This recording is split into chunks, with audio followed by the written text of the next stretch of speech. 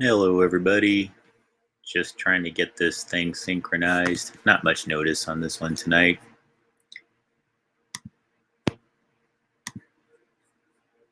But for future, welcome. Hang on really quick here. Just got to make sure I'm running on everything here. And then I'll get it on Twitter real quick. Cool, that one's running.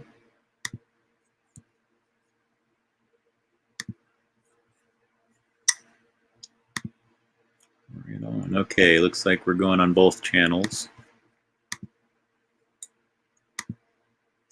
And anybody who is in this one, you may want to join, just so you know. If you just saw a link in your chat, that should be the one that you subscribe to and follow for live feeds going forward. If you didn't see that, don't worry about it. I only put it on the main channel so that you would have a link to the other one. It's identical to what you're watching right now, but it'll put you into the main live feed that'll get archived, because this one here, if you just saw what I put in the chat, this one's going to get deleted almost immediately after I'm done with this, and you'll only be able to find it on the mirror channel. That's what I have to do with the live clips, at least for another couple weeks, because this channel's kind of having some issues with community strikes, to be blunt. Yeah, I can't be doing that excessively as far as like the live streams, that anything that might be potentially risky as far as content that might trigger algorithms doesn't make it very happy. So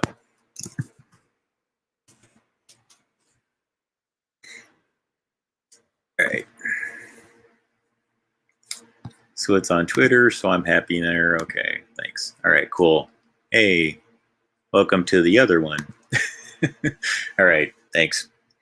Yeah, it's pretty bad right now, so I have to be pretty what do you want to call it, just way more careful, at least for another couple weeks, until one of my strikes has been removed from the channel, and then I can be a little more, it's been bad. So again, I guess you could say my hiatus here has been not just good for my personal wellness or anything like that, because I needed a little bit of time to readjust to a different living situation and everything. And I have to get caught up on things here as far as some of my research goes. And I'm a little bit behind on some things that I'm trying to do with my bioenergetics research. So hoping that in doing these live feeds a little bit more spontaneously, because it's been difficult for me to try to keep a schedule lately. Not necessarily difficult, but just more because I'm not prioritizing it, quite frankly. I'm just doing me things right now. And, anyways, so let's talk a little bit about, I want to talk things about Stargate project that I think aren't discussed enough. Something beyond the standard things you'll find on, CIA.gov and Freedom of Information Act library. Things that I'm learning that connect Stargate to Rainbow and Talent and a whole bunch of these other sub projects, Grow Flame, Sunstreak, the ones that everybody's heard of involving remote viewing and things like that. But I think that I've historically been a little bit reluctant to, how do I say it? I'm not necessarily reluctant to talk about Hollywood things, but I'm never entirely certain like where I stand on certain things. I mean, there's obvious behaviors that I'm, opposed to within certain groups within Hollywood. And then in other cases, there's times where I think that there may be manipulation of certain narratives that make certain celebrities that I think are actually pretty decent people, or at least as normal as any of us here, better or worse. I don't know how much, but probably not to any great extremes in some cases, where it was because they were involved with some high level defense projects, as well as being actors, that now they're being maligned, as well as part of this larger effort, I think, to destabilize America. That there's quite a few actors and actresses that I think that I've learned, at least. In fact, I'm certain of it. I no longer question this anymore. I'm so certain of this now with all the information that I have. I'm really not in great disbelief anymore internally within myself. It's just a matter of deciding to what degree do I discuss it with you, everybody here in the room, and publicly without looking a little bit weird or sounding a little bit weird. But I think I know how to do it. It's a strange situation. And when you're experiencing things involving timelines and Hollywood films where things seem to be kind of synchronizing with your life, and it's almost like they're kind of, you're like, did that just happen? And I know a lot of people experience this. That's not necessarily an unusual phenomenon to experience synchronicity. Some of these, though, are so close, like, having my name and having my specific circumstances, things that synchronize in such strange and bizarre ways. A consistent theme with the synchronicities across multiple creative projects that span decades. So certain comedy troupes that made certain films in the 70s that would have no point of reference to a current group of actors and actresses now, for example, with a common theme that bind all these things together across timelines. Trying to find ways to discuss it without sounding like too broad or too specific. So let me try to get a little bit more. Well, I've often talked about that I think that Burt Reynolds, for example, was involved with quite a few of these films, and that when a good sign you're watching a quote, more of a DoD defense timeline film that was designed both, yes, for entertainment purposes. They wanted people to go to the movie theater and fill it up. And they were hoping to find something that would both entertain as well as inform the right parties relative to certain things that were going on. So there is that, right? I mean, we do experience synchronicities, folks, and that's definitely not unusual or out of the norm for everybody to experience something like that and have it to be like, wow, that's really strange, right? Okay. And then there's things where it just gets way, way too specific. Like you're saying your actual name and it coincides with something that's actually happening to you at that very moment. I mean, it's, and I have a name like Gabriel, so it's not quite as common as like most names when you find a lot of these synchronicities that are going on in here. And I thought to myself, well, why would it be me, for like a long time? Like, I'm not special. It's not like I was ever in Hollywood. I haven't done anything that remarkable that would put me in front of all these people, right? To where, why would people in Hollywood reference me? But then that's when everything started to sort of like become obvious to me that, well, yeah, when I first started researching this, that would have been a completely illogical thing. And because I hadn't studied timelines and I didn't know what was going to happen in the future, I had no clue back in like 2015 and this is 2021, Dave, folks. And I've been like publicly speaking about these things. Well, I first got into super esoteric, like mystical type bizarreness, like the end of 2015. And it's when I had like all this information kind of download straight into my, I just received a lot of information, folks. You can accept it or not. I made a whole bunch of notebooks out of it that kind of expressed, not expressed, but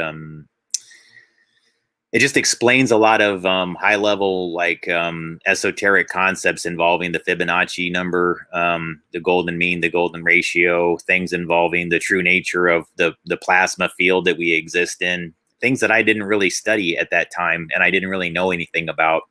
And it began like the template, like this flood of information that I was still trying to understand. Even to this day, I'm looking at it going, what was I even writing here? Because it came from somewhere else a little bit. I mean, yeah, it's me, but this wasn't my information. It was kind of delivered to me.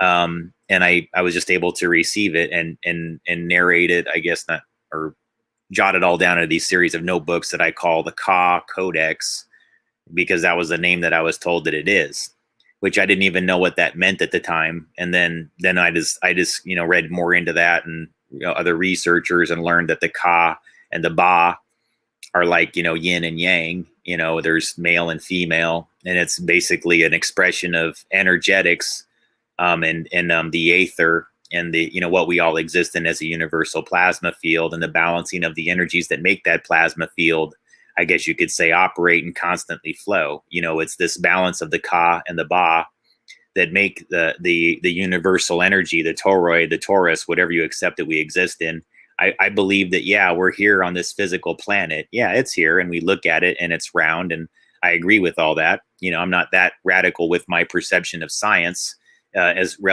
far as like what I think is what we exist in relative to what would be standard science, except that I just simply think that, yes, we can attribute physical characteristics like mathematics and weight and gravity and whatever else to our experience here within this existence that we're in, but it's still plasma. It still resonates into frequency, and it begins with ideas. It begins with thoughts, and it begins with thought form entities that basically begin to bind in the aether and the plasma field through the thoughts that go in repetition and in cycles. Okay, because the more you focus and concentrate on things, the more it turns into a thought form entity. And then that thought form entity is literally, if you can visualize it, it's a little bit like the film Donnie Darko with that plasma, that kind of goes from his chest and leads him in different directions. Or does it lead him, or is it just a sign of his intention and where it's flowing towards, within that, it's bending the plasma field, his intention. If you've never seen Donnie Darko, I can put up a slide of what I'm talking about here to kind of give you an idea, but it's I don't want to lose my flow here though. So should have prepared slides on this one ahead of time. But, what I mean to say though is that once you've accepted this as science, and you've read maybe like the Gateway Experience, that's one report that's not that long compared to like ones like Controlled Offensive Behavior. These are the titles of 2 reports you can find on Freedom of Information Act library. And I've done articles on them. So if you would like to see my material and you're not familiar with it already, you can find it under my playlist section. And I can even give you, if you're curious, just ask me and I'll throw it in the chat. But it's one's called Controlled Offensive Behavior, and it goes over the entire report. I analyze it all from the perspective of a person who's been studying energetics for a while, but back then I hadn't done that yet. So I guess you couldn't say that's from an energetics perspective. That report, I would say, is probably more from a radio frequency engineer's perspective. My career as a wireless engineer, that's what I would tell you that the controlled offensive behavior is valuable for. It's like you're getting an analysis from a person that spent their entire career studying ultra high frequency as their job. So that's what I try to explain to people in the article. It's like we talk about the term MK Ultra without ever, and a lot of people go like, well, we don't really know what the ultra means. It means it could have all kinds of connotations. And I go, why do you guys always say that in all these articles when ultra, to me, it's obvious. It was them doing all these other things with ultra high frequency in tandem. So it's like there was a couple of dynamics that were going on there. MK Ultra wasn't just mind control in the classic sense. It was mind control relative to the use of ultra high frequencies, which back then were not commercially being used for everything around us. So now you need to really wrap your head around what I just said to you. Because, I spent my entire adult life building cell phone towers, or maintaining cell phone towers, or optimizing cell phone towers. And this is when it all became super clear to me that there's something very serious going on, is because something both incredible and miraculous can occur with this technology, and something very tragic can also occur with this technology. It can go in both extremes. Radio frequency emissions, electromagnetic pulse, and anything that bends the plasma field can just go in. It can be balanced. It can be in neither extreme. But I'm telling you that an ultra high frequency can cook your food, and it can safely provide you a signal to your cell phone. I mean, it can do both, which is to say that if it can cook your food, it can cook you. And you accept on faith that that phone in your hand is always, well, not this audience probably, but I think most of us in society, and in most of my career, I at least accepted it was mostly safe, especially with a low amount of power. But we weren't dealing with the same amount of power levels that we are today. We really do have a much larger concentration of these technologies, all broadcasting simultaneously. So the claims that were true when I was in the industry, I left doing design work. Well, look, I don't want to say I was stopped doing design work in 2012, but I pretty much had, as far as like building cell towers. And after that, I was just taking contracts to work and optimize other people's systems, whether it was software databases or the physical hardware for like in building repeaters and crap like that. But that's kind of boring. Sorry guys, I'm not trying to bore you here. But it's when I became aware that these towers, yeah, I mean, there's the things that I know about, right? I always spent my career using them for telecommunications, and that was it. Never once crossed my mind to hurt a person with a radio frequency weapon, an electromagnetic pulse. It never even crossed my mind. And I have to tell you, I'm just even thinking about my coworkers, like even amongst the ones that I thought were a little bit off and deranged, did I think some are capable of doing some shit with electronic weapons? Yeah, definitely. Some I think would think to do that because they have the know-how and they were a little bit devious. A few, but not most of them. And not even, I say, a majority of them. I would say the ones that would be willing to do some shit like that are pretty low. I mean, really. But they exist. And this is my concern now, folks, is that there's certain classes of people out there that really do understand this intrinsically, and they hide it from everybody. They know it, and they're hiding it from you. Now, that's one obvious thing that we can all go back and forth on, what's being done with the technology. On a commercial level, I'm less concerned about that, although 5G does present some challenges that I think that maybe a gray market background type things that could be going on with that potentially could be harmful at a commercial weaponized sense of the word. I think that that's actually a tangible thing to accept as a possible reality now. Whereas before, when I first began even doing my 5G research, I would have said, come on, you guys, do you really think people are trying to beam you? And now I go like, yeah, you know what? I think sometimes, yeah, they might want to beam some people. Yeah, I kind of think they might. And before I was like going, what? These people? No, I don't think so. Well, I don't think that they trick. How do I say it? They don't. It's not like they get a whole bunch of these people who are engineers just to aim shit at people's heads and go like, yeah, that's what we're doing. It'd be done way more backdoor. It would be something that I think most of the staff would have no clue was being done. Otherwise, you couldn't get them to do it. I mean, just most people are just more decent than that. That's what I've learned. So, I mean, that's what makes it, I think, concerning to me now is I found out so many things after I left the industry that people can be tricked into buying into or getting to do, thinking that they're doing the right thing on a multitude of levels. And witnessing some of my colleagues from the past being bit by this. You know, I made my exit close to several years ago. I mean, I officially quit that industry in 2016. I'd pretty much checked out when I had that Codex experience in December 2015. But I was kind of like, they were saying, why don't you think about it for a month? And I was like, yeah, I'm not coming back. And then I definitely didn't. And so I was just kind of like, well, all right, what am I going to do now? And so that's kind of where I'm at today. Even, you know, what am I going to do now as far as where do I take all this experience? You know, how do I attribute or how do I apply that level of experience to what I understand today? And again, I'm not trying to get people scared of technology here. I'm just explaining to you that I agree. Some of your concerns are rooted in solid. Look, a lot of people approach me with incorrect information to support their argument, but it doesn't mean that they're wrong to be concerned. So I would just say that if you ever see me correcting you excessively or just like going like delete or block on some things, it's because I care about your argument, just so you know. Sometimes I can be a dick about how I approach it. So, you know, again, folks, I don't apologize excessively for it because it's just the way things got to be to make things work. But I do change my course sometimes on things that I've said, you know, like, hey, well, if a person provides me with a compelling argument, they write me a rational, you know, sound thing to me to say like, hey, you know, did you consider this? Or, hey, have you, you know, can I appeal to this part of your sensibility to whatever kind of thing? And as long as they're not coming at me, you know, aggressive or being, you know, whatever, trolling me, they'll usually get pretty good results. I'll usually come around and listen to their argument if they restructure it that way.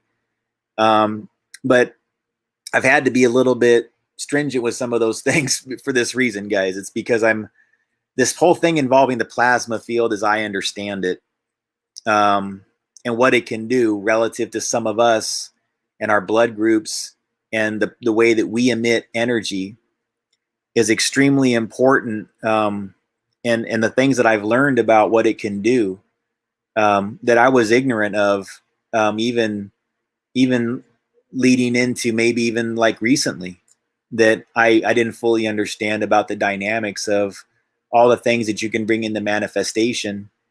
When it's one thing when you're only dealing with, certain energies, or you've learned to accept, operating in ways that you're not used to. An energetic balancing using your human machine. Wow. Things are changing. That's all I can tell you, folks. It's hard to explain it. It's one of those things where when you know what you're doing with energy balancing, you know what your mind can do, the Mickey Mouse Fantasia aspect, but not negative. When you realize what that is, and that, when Mickey Mouse is in Fantasia is like throwing the plasma this way, and that's what it is. He's performing magic like a wizard, but in all actuality, it's a metaphor for thought forms, thought form entities. It's a really good way to communicate that. I use that example because I saw it in those secret key activator documentaries you can see in my channel. I don't agree with every aspect of that person's material, and some of it even bothers me a little bit. But overall, I find it's a really good education, and it provided me with a lot of knowledge and a lot of good visual metaphors, like what I just said. Like they've talked about things involving that universal plasma field and bioenergetics, and the understanding of the plasma field in ways that were pretty basic, but they did get me from one point to another point in a way where I could get to where I could explain things to people here at a higher level. And I still have a lot of work to do as far as, my understanding of it in a more scientific way, getting down to bions and looking at things in microscopes, I guess. I'm not sure I'm going to get to that level because my brain doesn't always work that way, but I do enjoy the energy measurements and doing the biofield measurements and understanding what the biofield is doing relevant to kind of some of the things that we're existing in now. What do I mean to say? Hey, and we're almost at 23 minutes into the feed here, so it's a good time to talk about 23. Robert Anton Wilson. So this is a great time to transition into the positive aspects involving Hollywood and Stargate. I wanted to start out with what I just told you for a reason. Hang on. Robert Anton Wilson oftentimes talked about the number 23. He placed it in a lot of his books. He was kind of into it. It was a synchronicity that he would have occur all around him, that he was always like, I don't even understand this synchronicity. I mean, he could understand synchronicities probably better than anybody, but it's because he had like about a million competing theories all in his mind about what synchronicities are and mean. And I learned a lot by listening to Robert Anton Wilson, and especially his discussion of the number 23. That's why it's so funny to me, because what I think was happening with Robert Anton Wilson is that if he had studied what I did deeper, he would have got everything. He would have got why all of his mystic knowledge involving, conspiracies and, the Freemasons and Pay Douay, like the Italian Freemasons, the P2 Masonic Lodge. He knew all about like really high level things, guys. He studied that, but he also studied neurolinguistic programming. He went to the I always say it wrong, Korgypsy Institute, and he studied general semantics. Like he was one of like the early pioneers of understanding what neurolinguistic programming is. Those unfamiliar, like a way to sort of like almost like subliminal programming a little bit, where you'll take like two words and run them together. That would be consistent with neurolinguistic programming. If you ever, Kevin Nealon was a comedian on Saturday Night Live that used to do a pretty, not quite neurolinguistic programming in the classic sense. He would like say it really fast, like almost like an audio crawl, look, I'm not trying to hypnotize you. I'm not trying to hypnotize you, like that. You would add it really quickly, like not trying to hypnotize you. Like when I hypnotize you, say it really fast in between. I'm not trying to hypnotize you. It's like I'm going to hypnotize you. That says it between two words, that kind of thing. I'm not trying to hypnotize you guys. Sorry.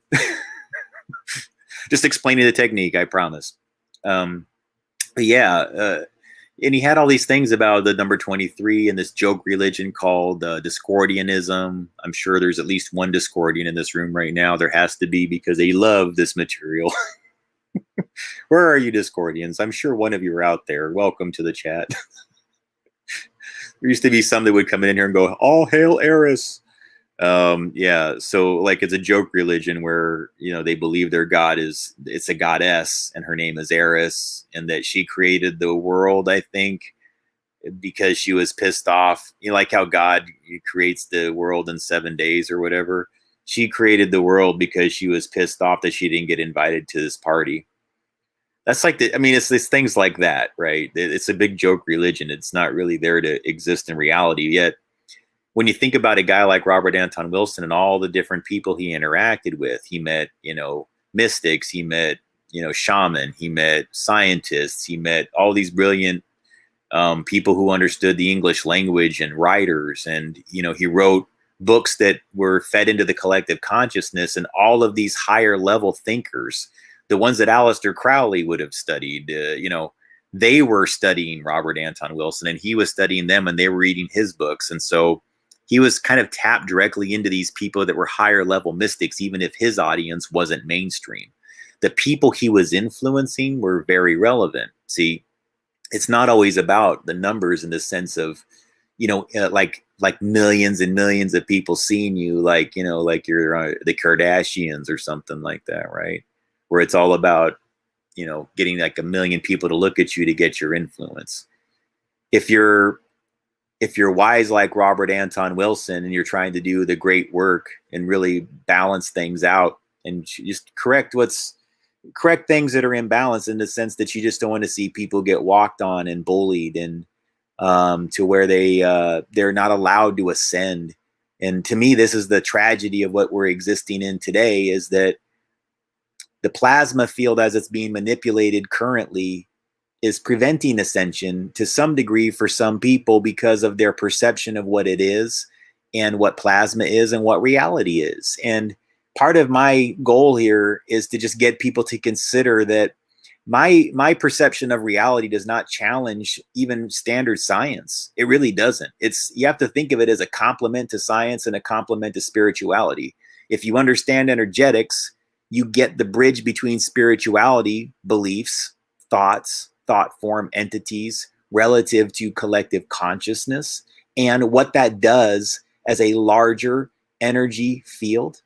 You know, what you're doing as a collective conscience, and you're thinking about simultaneously. And what I've learned is, folks, I think it's because my entry into the collective consciousness was not a celebrity path. Yet the people that pay attention to me are it's given me and my material something very similar to like what's gone on with Robert Anton Wilson. It's who is watching my material, how it feeds into their conscience, how it feeds into their perception and re-radiates outbound, regardless of whether or not they believe me, regardless of whether or not they accept that what I say is truth or false. It doesn't really matter. Those people, they watch it, and some they don't, whether they like it or not. Some are required to watch it, and that alone adds influence to what I'm doing here, just by virtue of whose attention I got and why they have to watch this material, and then who they have to report to relative to what I say in my material and how that gets reported to all these other groups. It's as simple as that. And that adds influence, that adds, and it changes things in the collective consciousness pretty fast. I would argue faster than having a show like Keeping Up with the Kardashians. So in what I'm doing, as much as it seems like I'm not doing very much, to those who are paying attention and really study what I do and who have met me in person in the background, I think more lately, some of the ones that I've befriended would probably verify. I'm not going to say who they are or anything like that, all of them. But mostly because they like to have their privacy. So that's just for them. I would be happy to share who they are if they wanted that in some cases. In other cases, I keep things to myself because I'm trying to I've told you guys my methods here, so I'm not trying to whatever. But in all due time, I'll reveal things that are going on more in my personal life and things like that. But for the time being, no, not so much. Um, not out of any sense of hiding things by any means, because I don't really feel like doing that. It's mostly just because of the things that I do with my location. Sometimes I have to sort of wait for some direction before I reveal all those things, and then once I get the thumbs up to do that, I'll be sharing more about my future plans and what I intend to do relative to my material in a more like public way, involving like, you know, potential like seminars or whatever else that might be out there, as far as you know, opportunities for just, I have to earn a living, folks, at what I'm doing here. So I'm trying to find ways to create events, perhaps, where if I can get, you know, several people to join an event, you know, and they'd all meet up in one spot, I can give, or I could go to them, or they could, you know, go to where I'm at currently. Without saying too much, I'm in a location that had more interest than um, that I received more inquiries for things, okay, in the past, but I had no ability to get to until recently. And so that's as much as I'll say for now. When I'm ready to, though, because I'm going to need to in order to like start talking about things like that, I'll be getting to that part more in my material soon. In the meantime, though, I want to stay on topic here relative to the discussion here. What I'm learning, though, over the last couple weeks with the way the plasma field was studied within the defense industry relative to Hollywood, is there does appear to be defense-related projects that were trying to warn us about events that would be occurring today and in the past. And I'm finding more and more cases of this, to the point where I don't know what the appropriate thing to do is to convince some people that this is a thing. I would really like it if, you know, we had almost like a working group that took this seriously. Because how do you explain to people that sometimes what you're doing and watching a movie for like the 10th time when you're not really wanting to, it's not because you're doing it for entertainment. It's because there's actually something that's going on within the synchronization of it. And it involves the Fibonacci sequence. It involves how film operates in spirals, how the intention of all of the artists is embedded within the final work. And that's sort of an etheric binding layer that very few people are conscious and aware of.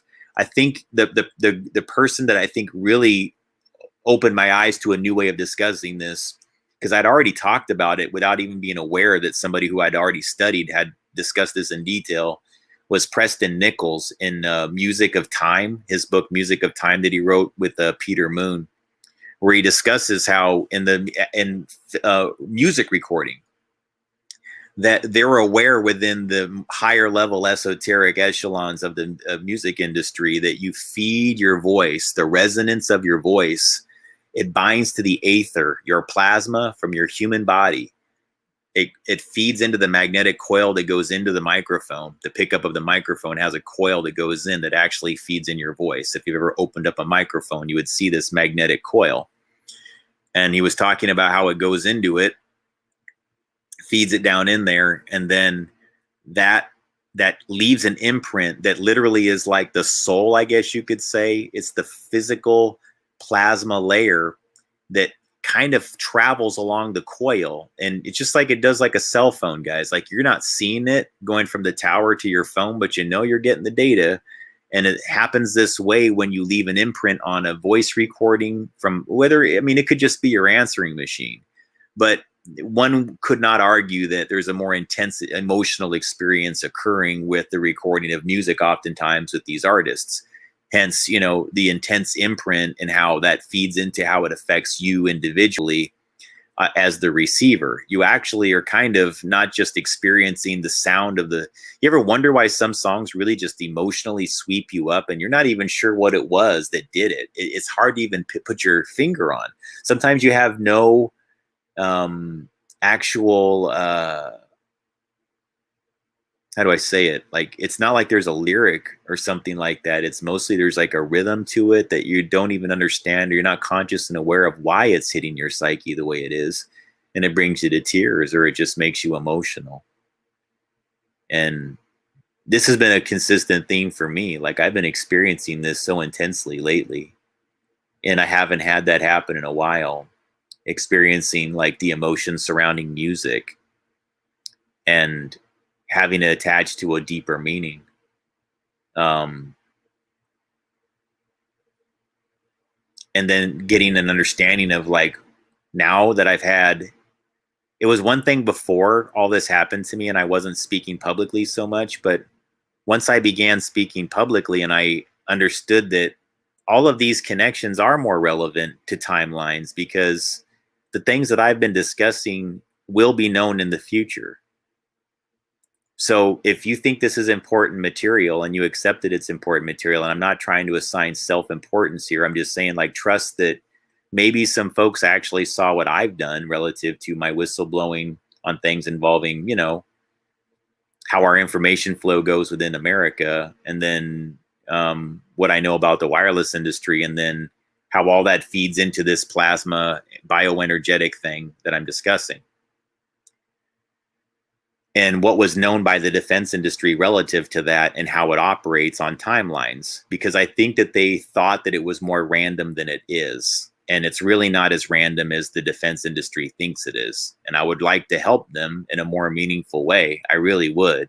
I don't know how to express that in more openly. I understand what's going on. And here's how it works, folks.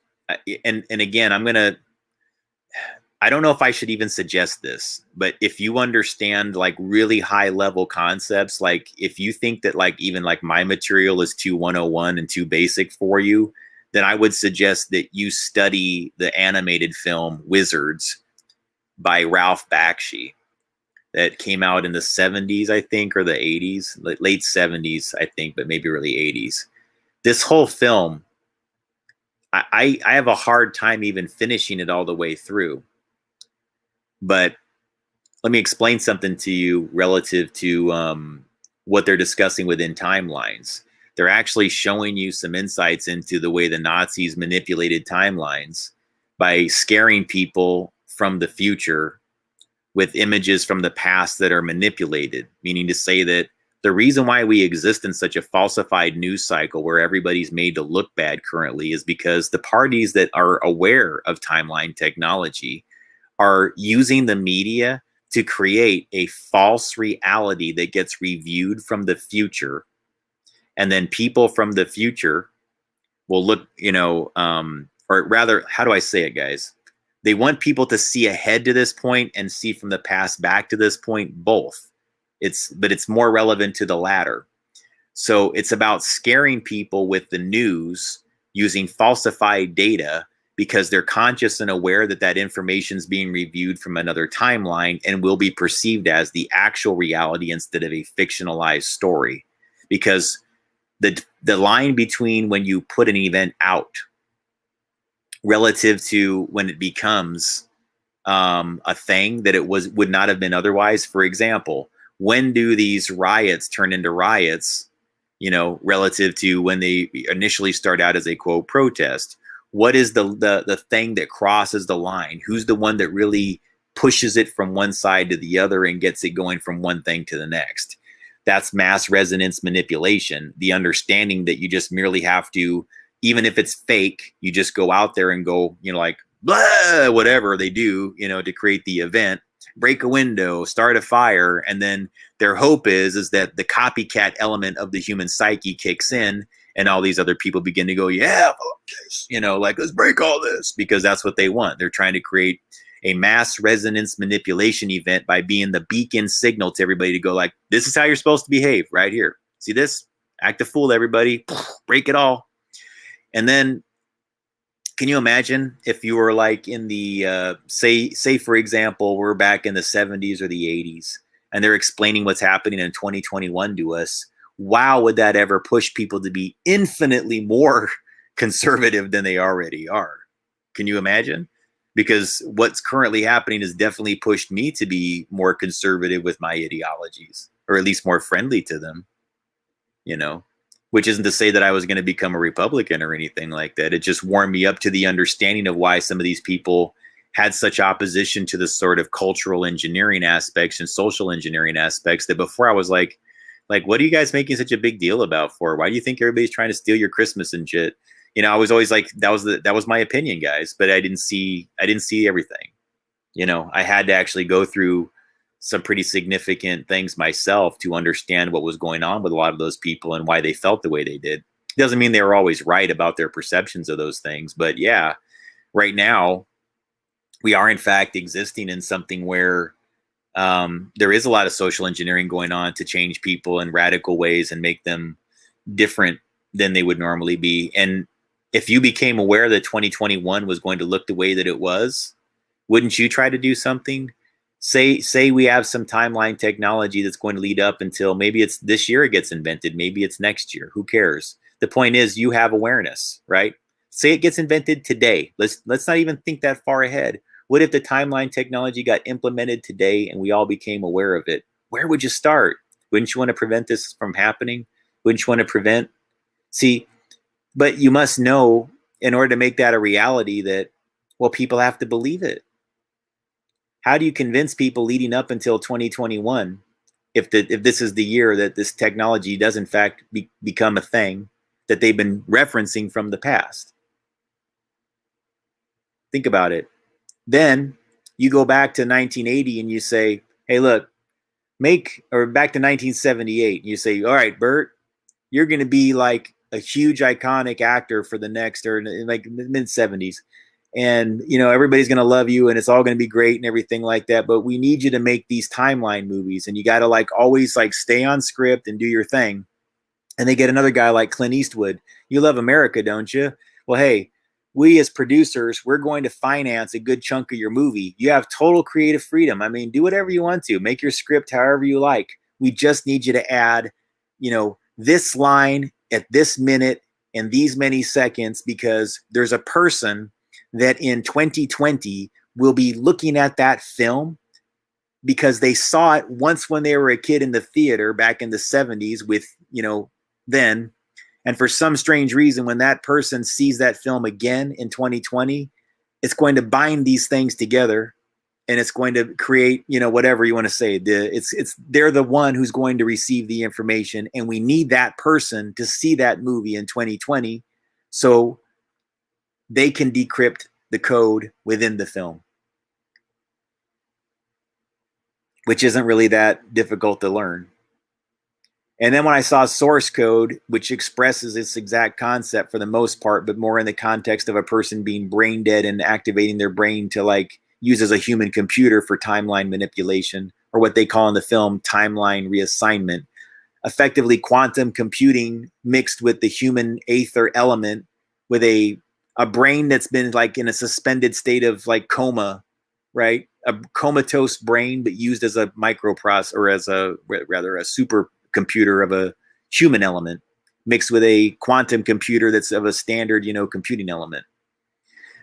Why would people think that this would not exist, ladies and gentlemen? I mean, really, of course it exists. Of course it's going to exist. And then once it does, don't you think that they would be reaching out to the people that could actually rationally believe it? Rationally. Don't you think so? Don't you think they would want to find the people that would be like, look, it can't just be anybody. It's got to be somebody that will understand it. They've got to have training. And I'm telling you, folks, to me, I'm not saying it because I'm trying to sound special. It's because I'm trying to help some people like decrypt some of these things. And it's as weird as it is that it would be in movies like Smokey and the Bandit and Cannonball Run and and goofy things like Burt Reynolds is in. I don't know. But that's how things turned out. And it's not limited just to those types of films. It's in a lot of these different whatever. I'm finding my name in them. There's Clint Eastwood films where it's literally like I've noticed that he'll use my name as the last three, you know, letters inside the license plates on multiple films that I've studied for these exact reasons. again, silly movies like Any Which Way You Can and Every Which Way But Loose, with Clyde the chimp, or the orangutan, excuse me. And Ruth Gordon playing his mom who curses all the time. And, these are kind of goofy movies that on the surface, they only existed as the most basic entertainment. They really weren't there to enrich your life or anything like that, or impress you excessively with their drama. But yet they do appear to have had just this other function. So I'm trying to just tell people that it seems to me like some of what's going on right now, I think why it's become such a mess to decrypt like who's wicked in Hollywood, and did all these people do these things? I don't think that they did, you guys. And I'm not an apologist for Hollywood. I'm very, I think what's going on is you have a case where the lesser known people that are really at the core of these economies relative to like human trafficking, child pornography, child exploitation, or the ones that groom younger, actors and actresses as children into the entertainment industry, where they're kind of just pimped out and they're kind of used up and spit out. And who's behind that ecosystem? They tend to hide, or they pretend to be victims themselves very effectively. I don't like to get in excessively into who each one person is that I think, or that I've had more tips that are more direct. Because again, guys, it's, I think a lot of people, all I'm trying to say is like, if you've had intuitions that some of those people are just lying to get like into the Me Too movements, or to get, or whatever, you can probably, at least, even if you keep it to yourself, you can probably trust that you're not an asshole for thinking that. That's all. Because some of those people, that's kind of the go-to method, is to suddenly go like, well, I'm not a practitioner of satanic ritualistic abuse, I'm a victim of it. Well, yeah, I agree to some level. Where does one end and the other begin? A lot of people could say they were victims who become perpetrators, and etc., especially when it comes to satanic ritualistic abuse, which does exist in this country. But I think that it's kind of misattributed, folks. Yeah, there's some dark parties that are in Hollywood, but you never hear their names. Why does nobody talk about Victor Salva? He's been convicted. He's actually on a sex offender registry. They keep bringing this guy back in to direct these horror films called Jeepers Creepers. I just, it wasn't until I think my article started to get released that suddenly people are like, well, maybe we shouldn't make Jeepers Creepers Part 4. Yeah, maybe not. Because I just noticed that not a lot of people are talking about this. And the ones that do get kind of like, like deleted off of YouTube.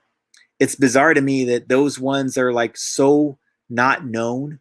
And they seem to be protected, guys, by YouTube. They don't really let articles go on about these people that are definitely convicted child molesters that just wind up being put back into the Hollywood system to put out movies. And even in some cases still work with youngsters or kids or teenagers at least, which is pretty effed up.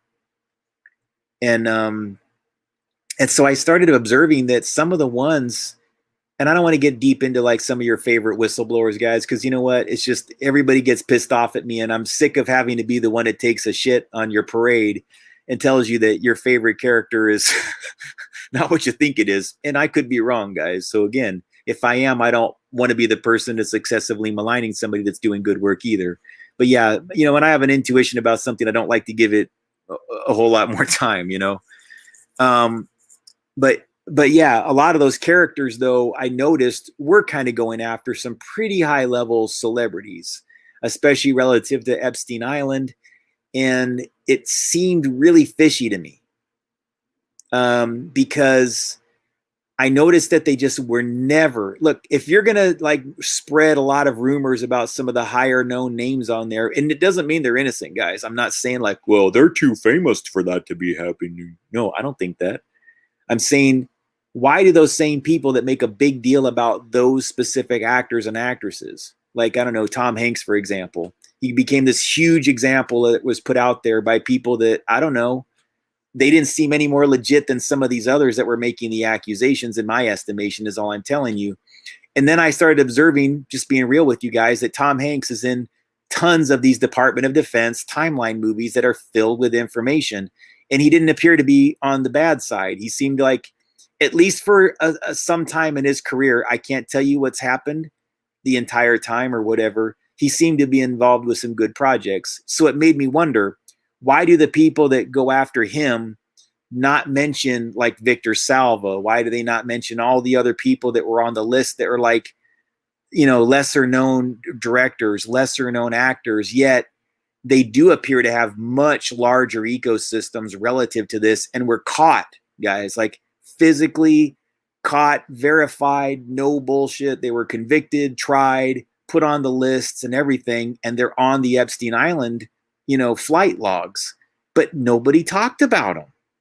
Nobody. And again, guys, I don't want it to go dark tonight. I'm just saying, this is when I had to like go, all right, folks, look, I'm not going to sit here and tell you he's one way or the other. I'm asking you, like, when you see like a cluster of shocking information, like really pounce on somebody like that, just please dig deeper before you let somebody's life go down the tubes or get trashed that way. I get it, guys. Celebrities, you want to say that they're whatever.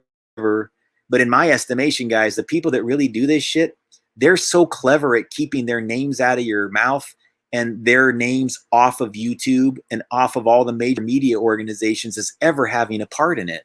It's very, very weird. And they're always able to evade that. And so I had to ask, should we always immediately like trust that those people are telling the truth, or maybe look deeper into some of their caricatures and ask yourself if it's consistent with the codes that I've shown you in the Westinghouse articles and the Love Family articles that I've done? Because when they're playing fake characters, they'll code it.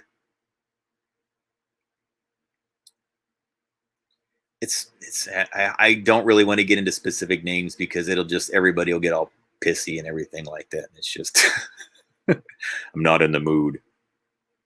But no, like I would get really, really pressured in many cases for years to accept certain information. And so it made me kind of resilient to accepting new information. But I'm not impossible, guys. It has to be very, very compelling and legitimate.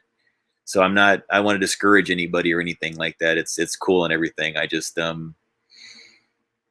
there's just way too much of this that I'm talking about.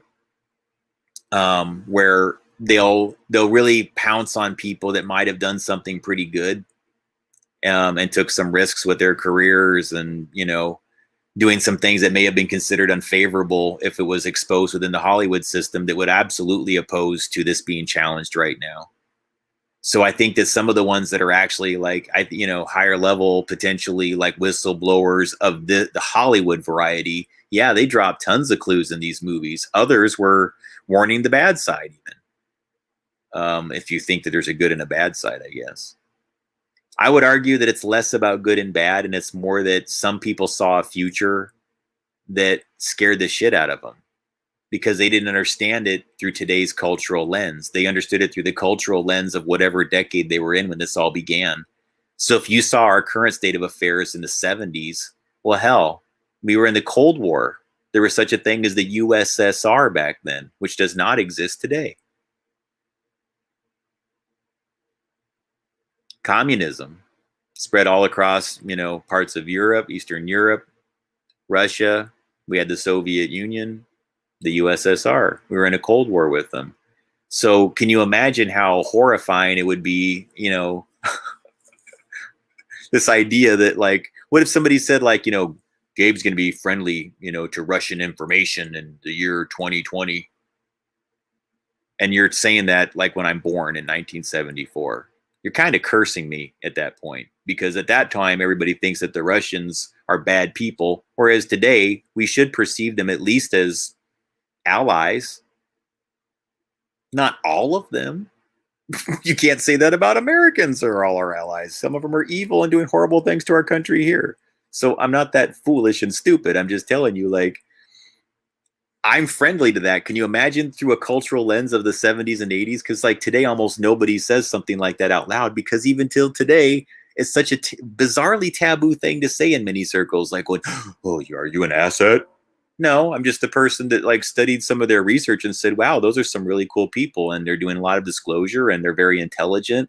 And our TV is kind of garbage. I think we could use a little bit more of what they have culturally. mixed in with what we have. That's all. Does that sound so bad, guys? They kind of have like a lot of cool UFO disclosure, and they do all things involving energetics. They understand pyramidal energy. I mean, I haven't seen a whole lot of downside to the research that the Russians have been doing, and they defeated the Nazis. So if you understand paperclip Nazi within America, okay, that we imported all these Nazis and now they have tons and tons of influence, especially in Hollywood, folks, can you kind of get what's going on here now? They would have exploited that loop right there to the umpteenth degree to say like, yeah, well, this person conspires with, our enemies who we're in the Cold War with, that they saw no end in sight to. They really at that time would have seen no end in sight to it. They could have just cursed all these people based on timeline information, where somebody who's manipulative would have said something like going, yeah, well, see, look at all these things are going to happen in 2020. Look at all these things they're saying. Something that would have seemed insane to say back in the 70s. But today is completely logical and rational. So that's all that's really all I wanted to, I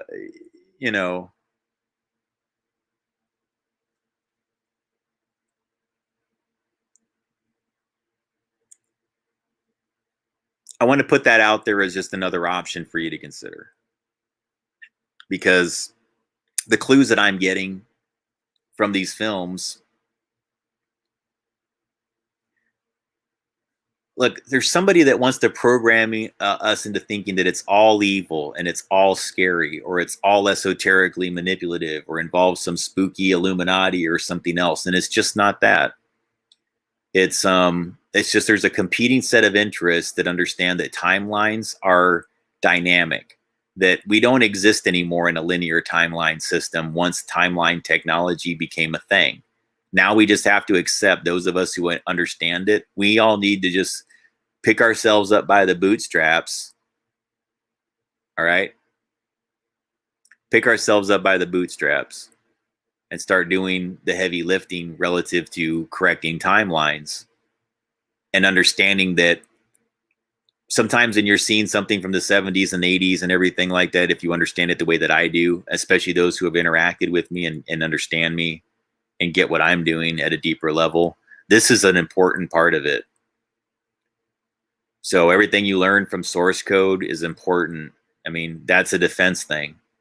And I would argue that this is almost like the citizens type of, like if you want to help, to me, this is the way that you can help, is by studying these things and understanding what's being communicated to you, and just accepting that once you accept this and you're accessible, once you've reached the point in your mind and you've reached out in that way, then you'll start to synchronize with it more, because these people that are from these other timelines are reporting back and saying he gets it. You can add this data to this. Then when he watches this again or she watches this again, they'll understand that it's meant to synchronize at that timeline in 2021. You understand that? Hopefully it doesn't sound like I'm just babbling here, but just try to accept now that if timeline technology exists starting today, that this is all possible, and just try to wrap your head around the concept, even if you don't believe it yet. And I'm not saying that you should believe it. It's just a matter of, it'll make things, I think, more of a, like, you'll see it more of as like, oh, I just need to understand this as a responsibility so that, so that you're just prepared for it, emotionally and energetically prepared for it, so that you can understand what you're capable of doing, both in a good way and a bad way, with energy relative to time and what we all experience. And all I know is that a lot of these people, I had good intuitions about them when I saw them in some of their creative works. And that hasn't changed even with all this new information that came out about them. I have this weird way, when something doesn't resonate as true with me, I can't even really accept it into my consciousness. And I see too much good in what they did with these films. That's all. I see the good intentions. Have some of them lost their way today? I think that's possible.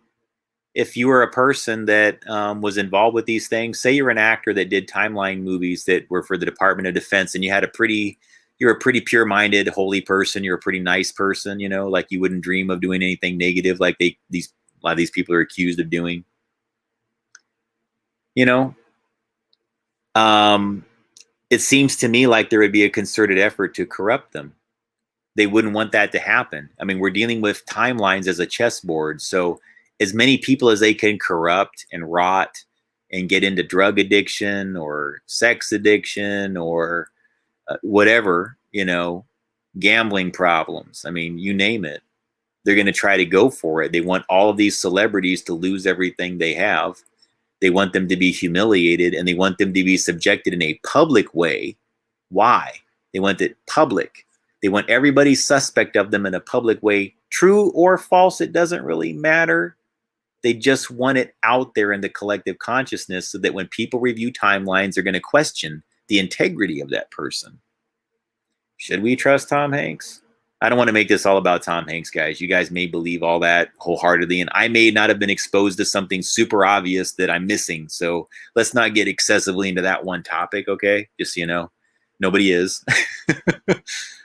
But yeah, the example's not meant for that. That's all I'm telling you.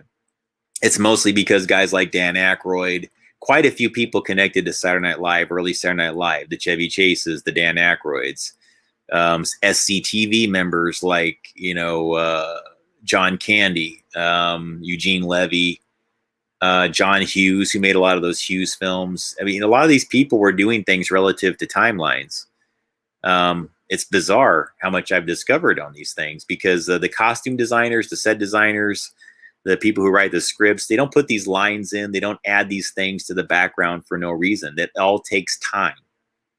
You know, if you're making the film, it takes time to set up, positioning a clock that says it's 3:30 on the dot next to a sign that says 33. And you know what I'm saying? Like when they're lining up the number 33, for example, somebody sat there, aimed the camera at that image for the montage and made sure to capture it that way. So you have to ask yourself if the number 33 or the time 3:30 is not even relevant to the film, why did they make such a concerted effort over and over again to go 33, 33, 33, 33, 33?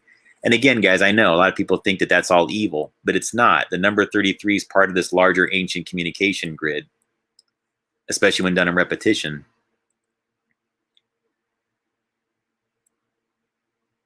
Which is to say that there's a lot of alignments where like one pyramid will align up with another location at 33 degrees or 303 degrees or 330 degrees. You know, it's very, very common. I've seen this in my research and repeatedly. So I know there's something that's positive involving the number 33 that they like to draw negative associations with.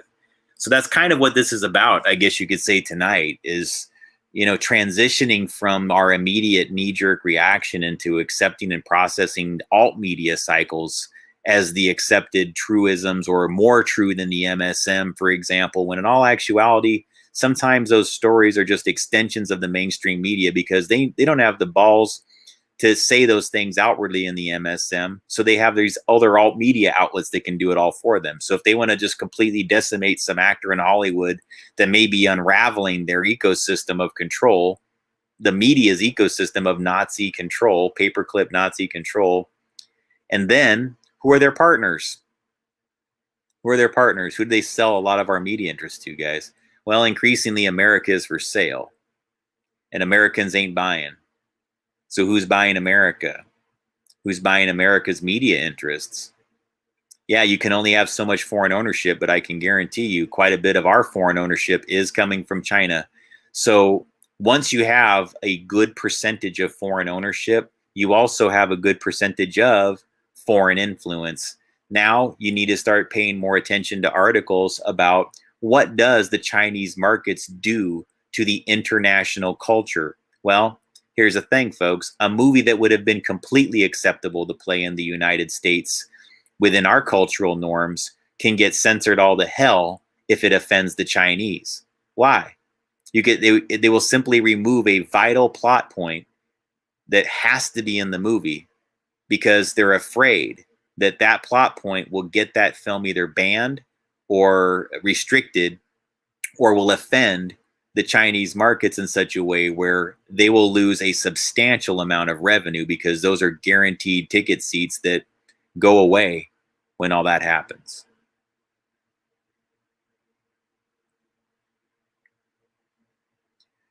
And so increasingly financial decisions are revolving around not only having to open up, the culture to China, which is not always America friendly because of what they potentially could lose in the revenue by not accommodating China's cultural norms.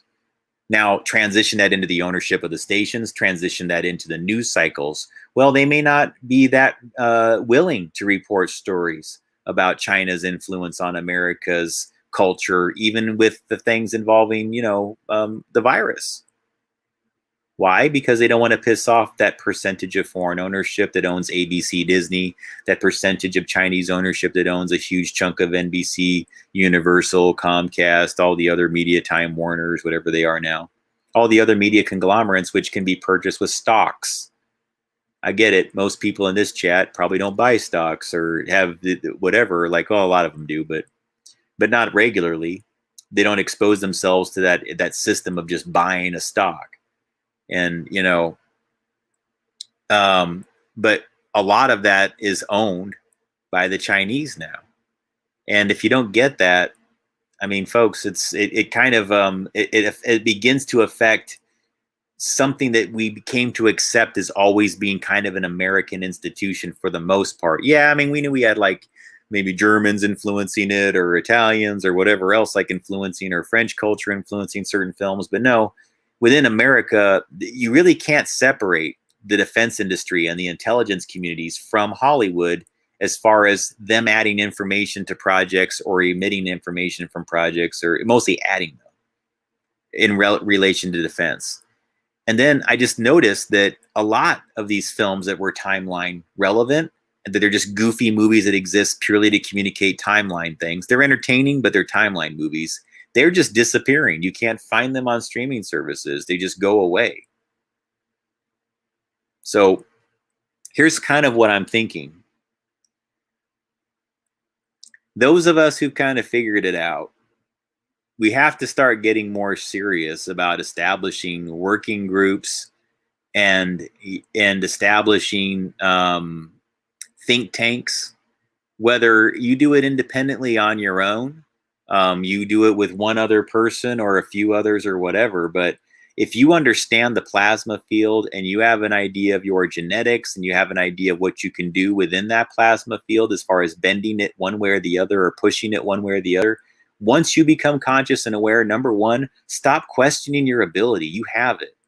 I'm telling this to everybody, but yeah, I mean, I have especially people in, my personal life and things like that, that I would say this to, like, you have ability, you have so much ability, you have such a gift that when you get it, that what you're capable of doing as far as balancing energy, that it's good for you individually. It brings more, prosperity, and it brings more ease in your own life. I've learned.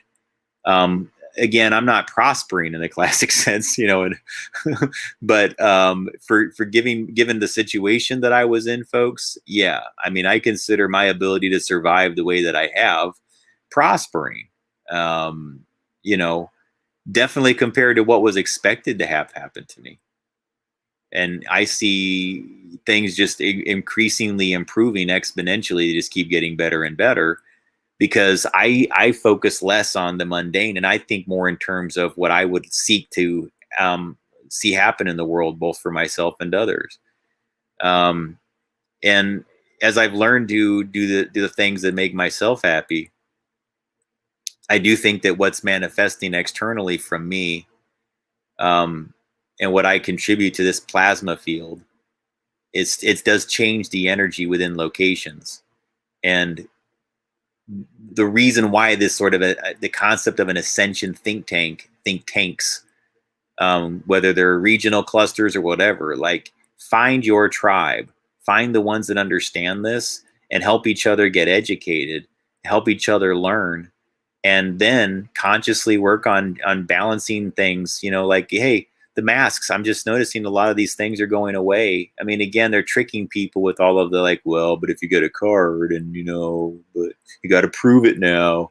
I get it, guys. They're still messing with things, but you got to admit that things are improving, and I'm seeing a lot of things positive, a lot of things change within reality that began with through the thought forms and trying to just to manifest something better. I was just like individually myself, just trying to think of a better reality. I was trying to focus on abundance for myself, less stress, less. I also wanted there to be abundance for others so that they wouldn't seek to harm each other, and so that they wouldn't see the need to tear things down, and to ruin our communities, because they'll understand that it's affecting them also. And I wanted them to get everything that they needed. I wanted them to have abundance, because when people have abundance, then these things just don't happen. People aren't as angry because they are not being denied something that they deserve. And we have all the resources in America right now for people to be happy, healthy, have land, have homes, have decent jobs or businesses of their own that make them happy, that make them fulfilled, that doesn't require that they slave constantly. People can have all of this. It all can be a reality. I believe it's manifesting anyways, because I choose to make it that way, and I'm choosing to make it that way with others. And then, you know, when we focus on that, when we develop our individual think tanks as our collectives, our individuals, or whatever we are, we begin to structure a reality around us. People begin to change around us instead of them thinking that they can bend reality through us. Become more confident in your ideas, and become more confident in your, because you need to balance what your intuitions are against others. Be willing to know that you can be wrong sometimes, the way I've had to. Accepting that I was wrong about some situations brought enormous joy into my life. If I hadn't admitted I was wrong about some things, I would not be receiving the gifts that I am currently. I'm very blessed right now. I wouldn't be blessed if I hadn't admitted that I was wrong.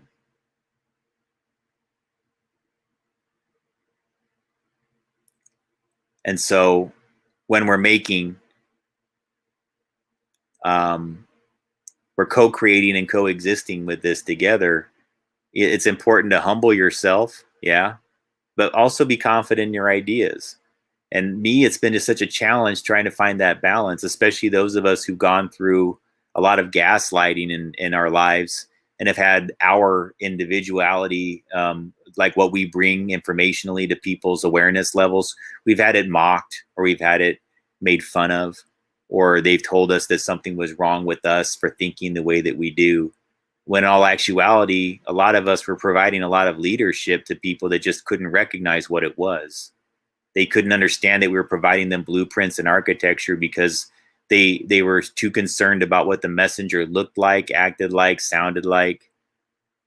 And so I've had to personally not concern myself as much with those things, but I understand it's important. So yeah, guys, I'm trying to be presentable. But my requirements, though,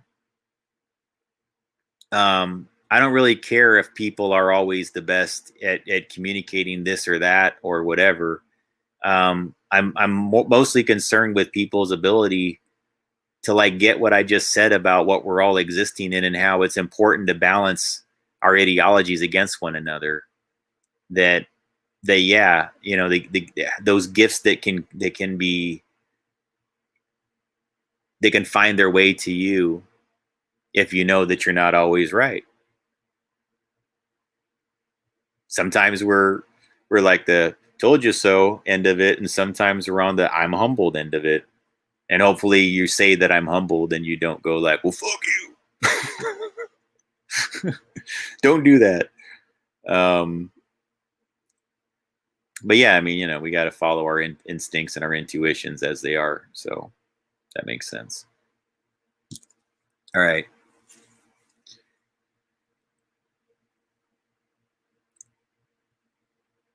The timeline thing.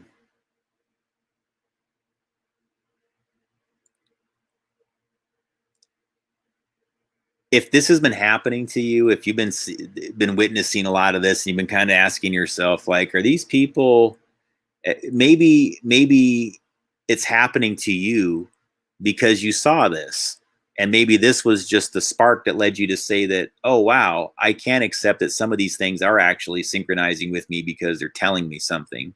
Maybe that's why you all share it with me, is because you're looking for that other piece of like research-based validation that I have in my research. All I do is bring you guys all the things from Defense Intelligence Agency and Gateway and try to explain it.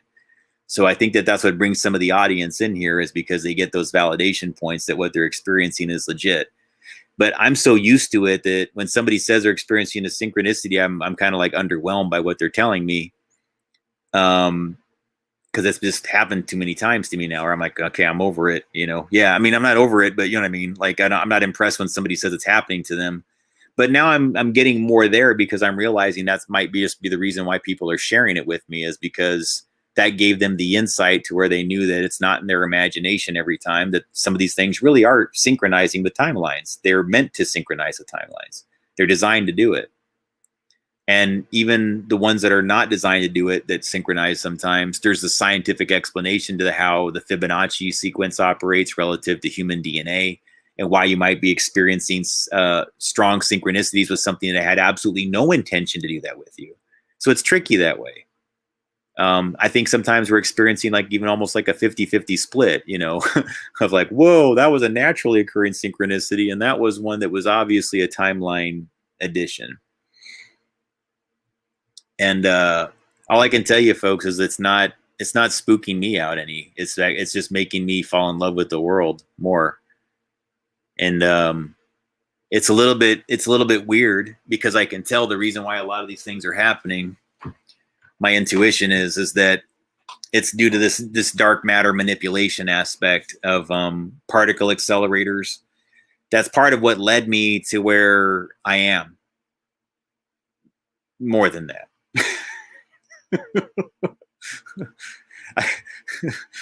I don't want to. So I'm here for more than just research, is all I'm saying. I mean, like, there's a lot of meaning to what I'm doing right now beyond research, for me personally.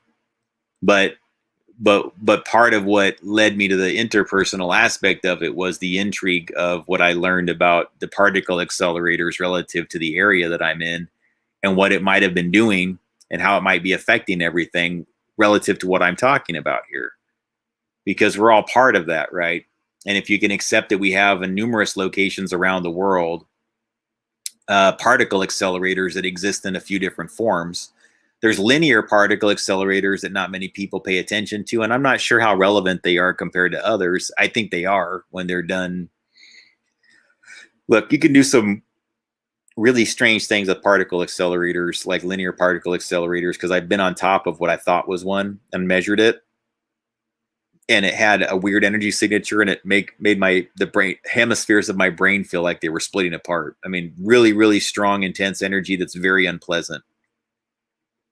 And then there's the ones that go around in a circle, and that's more consistent with what most people call the Hadron Colliders. One is located in Switzerland at the CERN facility. There's another one at Brookhaven on the East Coast in Upton, New York. It's not far from the Wardenclyffe Tower. And so there's things like that very highly esoteric things can occur with these particle accelerators that go around in a circle. That would be the ones they call ALICE. So within CERN is a Hadron Collider that within that Hadron Collider has another spiral magnetic type of a system that they do quarks and dark matter experiments on. That one is called ALICE. They have another ALICE in New York State, in Upton at the Brookhaven lab run by the Department of Energy, connected to Battelle, which coincidentally, full disclosure, is also the same nonprofit agency that manages the Pacific Northwest National Laboratory Department of Energy where my brother works. That's just full disclosure, so people don't think I'm being cheeky and hiding that fact. It's just the reality. So it makes me suspect about things that occur relative to those DOE related activities out there. Just to be frank, you know, I wonder why the hell things are going on too. So my intention is at some point to understand, especially with those types of locations, I'm trying to understand why those synchronicities are occurring, how it's happening, because I think it's going to lead to that. I think it's going to lead in part to that there's already a spiral element to recording music and recording film. Okay. And all that I think is going on here is that we're really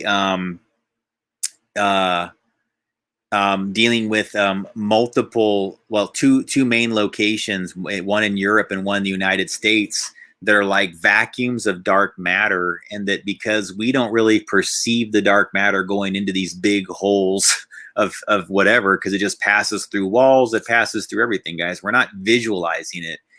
I think what it does is it manifests in behaviors, and those behaviors are what change physical reality, and we're just slow to recognize this, folks. And I mean, guys, just please understand, like, we increasingly have more foreign ownership on these things, and they're not always friendly to America. And the cover up of these things, you know, there's going to be these media campaigns that are going to say, like, conspiracy theory, don't listen to tinfoil hat people, because there's dark energy manipulation, dark matter manipulation that's occurring, that's benefiting these same groups and seem to be benefiting the agenda that wants to destabilize the United States. And that's more consistent with not only the Chinese Communist Party, but the upper echelons in America. The CIA, you know, certain insiders at the FBI, I think, would seek to destabilize the United States. And of course, what do? They're running around acting like anybody who cares about America, who's patriotic, never mind movements that are all bogus, whatever crap, guys. They're just simply trying to categorize decent Americans that are patriotic and love their country as being white supremacists or being Nazis, which is completely bullshit. So yeah, some of those people are out there, guys. I'm not going to tell you they're not there. I've been around some of them. Yeah, there's some real turds around, but come on, man. They're not even most of those people. They're not even a majority of them. They really just want everybody arguing right now and feeding into the dark matter machine. And that's what's happening. They've learned that these accelerators, these particle accelerators, act as a vacuum of dark matter that accelerate perceivable timelines, yet time is still moving at the same rate. I mean, the cycles of the sun haven't changed, the cycles of the moon haven't changed. It's not like that. It's that perceived reality is sort of accelerating in its bizarreness and its malleability, its dynamicness, its ability to change quickly. It's like that now. I mean, look at all the cultural shifts that are occurring, like in a matter of like a week. It's like suddenly there's like entirely new phraseologies entered into the vernacular in very bizarre ways. It's just happening overnight. We're like, are you sure we're existing in normal reality? No, we're really not. And that's why it always seems a little bit like, did that just happen? Because it kind of is just happening. But we just can't accept that because we're used to things, quote, taking time, marinating, or having architecture that builds into blueprints and a frame and then the cement and then all the things that go around the building and it gets built finally. But no, this is within reality. And these CERN and well, they're not, it's not just CERN, guys. Let's call it ALICE. It's the ALICE form of the magnetic spirals, I think, that are just creating like a vortex of energy that's pulling in matter. And that's moving through us. All matter moves through humans. It moves through the ionosphere and it moves to the earth and all the water layers of the human body and the earth. Okay. It's programming it, the plasma platelets within our blood. It's all just, and so it's passing through us, and this vacuum that's tied into a computer, it's pulling the energy through us, and it's almost like it is synchronizing us. You know what I'm saying? It's self-organizing us as energetic beings because we've become a node in what seems to be a much larger kind of artificial intelligence relative to Alice quantum computing and these particle accelerators that just pull matter in, because it's sort of like a mimicking of the Earth, the energy conditions that create our perceived reality, but it's a hack into it. And when you got two huge ones that are running like that, one in New York and one in Switzerland, going vroom, vroom, vroom, vroom, vroom, vroom, vroom, vroom, vroom, vroom, vroom, and they're discovering quarks and dark matter and changing plasma fields. How could this not be happening like this, folks? I mean, you know, so look, on the positive side, let's just get down to like not talking about all this crazy shit that, because none of us can go stop CERN. None of us have the ability. Well, maybe we do. Hey, if you can manifest that, you do you. Maybe you can manifest stopping CERN. I'm not going to question you. I've seen some pretty amazing things. That wasn't NLP, I promise. I've seen some pretty amazing things lately. I've seen some people that can really bend physical reality in pretty astonishing ways that I don't think that they're even conscious and aware that they can do. And, you know, it's exciting, and it's also something where you're like, whoa, that's some serious shit there. And, but it's cool. I mean, it's really, really cool. But yeah, there's people that can really, really bend physical reality using the concept of thoughts become things. And so my suggestion, folks, is, yeah, you're absolutely right there, white boy 5187 there. Hey man, welcome back. But yeah, they're in the chat here. Sorry, folks. I always have to explain this for those who don't read the chat. I didn't call somebody white boy. That's their chat name. But yeah, but thank you for mentioning that, because that's exactly it. You know, the Schumann resonance is 7.83 hertz. Our brains idle about 8 to 10 hertz, depending on what you are. You know, when you take that into consideration, that we're all water, we're about 70% water. The Earth's about 70% water. We're a bunch of plasma platelets just thinking things into resonance and circling it around and bringing things into resonance, because that's really what's happening. So just accept it, because the more you accept the water aspect of what I'm telling you about, the less scary things like CERN is, because you're just going to be pushing out so much of this water-based, plasma-based programming balancing thing that's so fucking cool that you're into, that you like to do, that's about the things that you want to see manifest into reality, that it's going to be hard to even focus on what's being pulled into CERN. It can't go fast enough to beat the collective consciousness when we decide to generate a positive orgone radiation field of what we want to see happen, what we want to manifest. And once that spring is open, once that wellspring is going, all these machines, man, they're going to have to build thousands of those CERN things, and they can't keep up with this. The human machine, the human collective consciousness, when they're focused on manifesting something that's beautiful, even something stupid, guys, like when everybody went out to Woodstock, what an energetic event that was. But you know what? They were all high and happy out there manifesting something, and they did. All right. Whether you like it or not, they definitely manifested a lot of things out in those huge events. They did.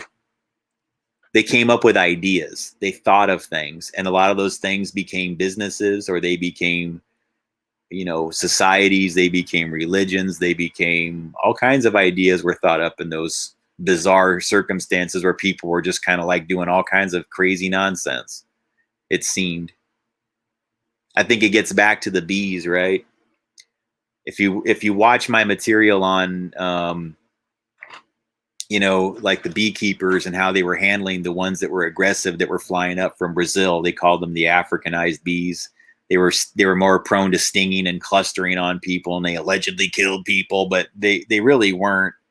It was more like they were being like the media just loved this story, like, oh, they're going and stinging people and swarming them. Guys, bees swarm sometimes and kill people. Yeah, I get it. I'm not saying it didn't happen, but to exaggerate that, and then they kind of program the collective consciousness by saying that these adaptations that are beautiful are horrible.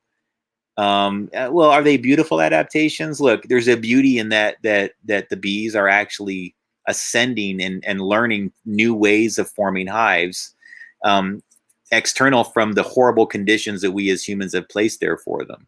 We've done awful things to the bee kingdoms by everything I've talked about early in my presentation with the way we've used frequencies. I'm taking ownership of that, guys. I was one of the people that, because of my own ignorance, I kept building these things. And now I realize that, yeah, man, look, I'm not into hippie shit, but we need the bees because they've got to grow our vegetables. So I've got to be real about things to people and say, like, I've just changed my perspective on whether or not that was a good thing to build those towers. But here's the thing. They're there. The towers are there. So how do we change this to another form of etheric communication grids? Those of you who get it, especially if you're one of my old colleagues, if I'm at all resonating with you, even if you're kind of scared to talk to me, don't be, by the way, because I'm way the hell away from you. So I won't like try to have lunch with you. Don't worry about it. Talk to me though.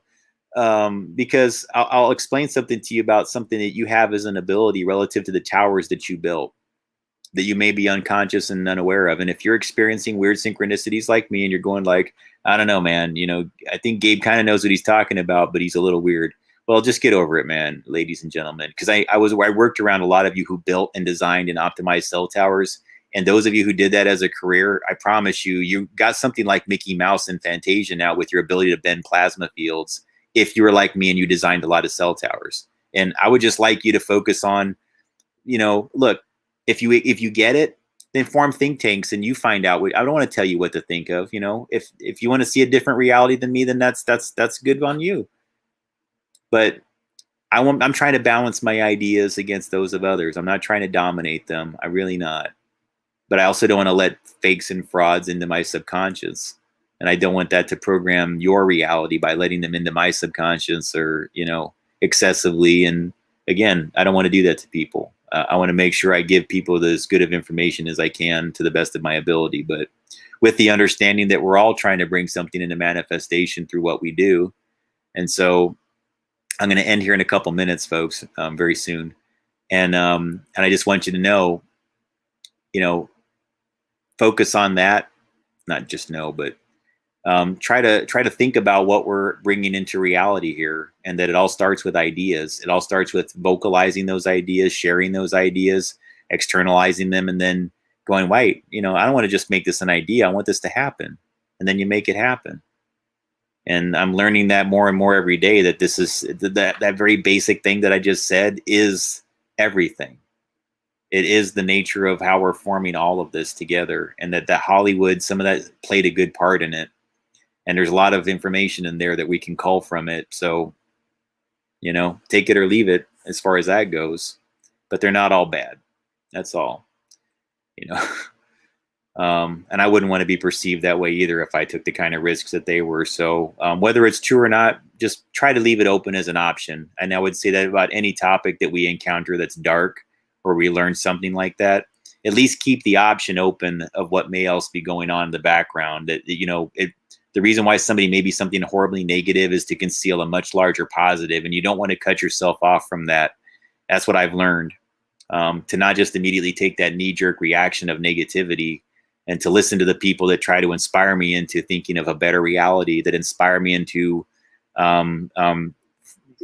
exploring more options outside of the boo, boo, scary, scary, bad, bad. Oh, they're all this and that. No, a lot of them did some really beautiful things for us, and they took a lot of risks, and I praise them for that, and I thank them for that, and I thank you for listening to all this and paying attention and staying engaged. And guys, what can I say? I could always use an extra bit of assistance here too. So if you would like to, feel free to contribute to the channel. Just went through a lot of changes here, so could use some extra boost in the funding. It'll also help me with my bioenergetic research and some of the costs that I have that are coming up for that. So anything you guys can do, I'd appreciate. Thank you much for your viewership, and have a good night.